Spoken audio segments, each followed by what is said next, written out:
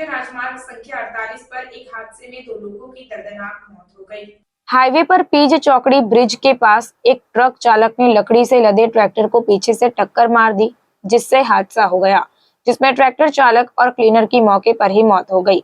नडियाद के पास पीज चौकड़ी से गुजरने वाले राष्ट्रीय राजमार्ग क्रमांक 48 पर पीज चौकड़ी के पुल के पास सोमवार सुबह एक हादसा हो गया, जिसमें हाईवे के पिपलक चौराहे से नडियाद की ओर आ रहे ट्रक के चालक ने आगे चल रहे लकड़ी से भरे ट्रैक्टर की ट्रॉली से ट्रक को टक्कर मार दी, जिससे ट्रैक्टर ट्रॉली से छूट गया और लकड़ी से भरी ट्रॉली सड़क पर गिर गई, जबकि ट्रैक्टर चालक और ट्रैक्टर पर बैठे एक अन्य व्यक्ति को गंभीर चोटें आई और दोनों की मौके पर ही दर्दनाक मौत हो गई।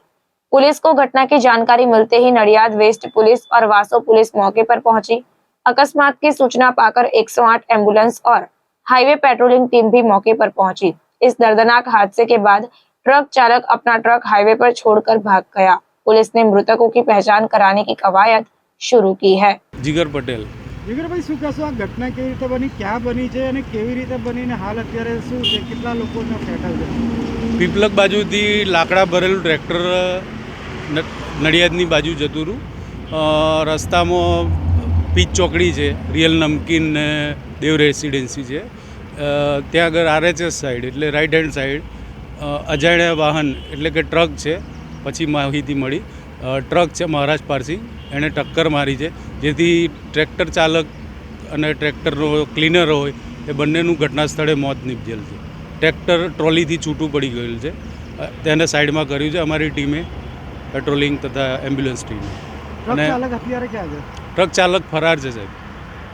તમને શું લાગે છે કેવી રીતે આ ઘટના બની હોઈ શકે? કેવી રીતે અકસ્માત થયો હોય? કદાચ મે બી કે ટ્રક ડ્રાઈવર ઊંઘમાં હોઈ શકે, ઊંઘમાં જોકું આવી ગયું હોય ને ટ્રેક્ટર એને પાછળ બેક લાઇટ તો છે નહીં ટ્રેક્ટરની, તો એમાં કદાચ અથડાઈનું હોઈ શકે। જી, મારું નામ ધર્મેન્દ્ર જાદવ છે। હું છેલ્લા 10 વર્ષથી એક્સવાન્ડમાં કામ કરું છું, નડિયાદ સિટી લોકેશન। ધર્મેન્દ્રભાઈ, શું ઘટના બની છે? કેવી રીતે બની, ક્યાં બની છે? 5:38 અમારે કોલ મળેલો છે અને પીચ ચોકડી ઉપર દેવ હેરિટેજ અને રિયલ નમકીની પાસે જ્યાં બે એક્સિડન્ટ છે, જ્યાં એક ટ્રેક્ટર અને એક ટ્રકનો એક્સિડન્ટ હતો, જેમાં જે બે ટ્રેક્ટરના માણસો છે એ ત્યાં સીન ઉપર જ ફેટેલ છે।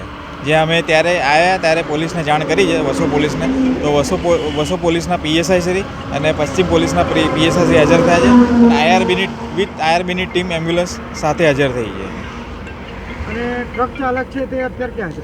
ટ્રક ચાલક અત્યારે ફરાર છે, એ બ્રિજ ઉપર મૂકીને અન્ય કોઈ લોકોને ઈજાઓ ના નથી।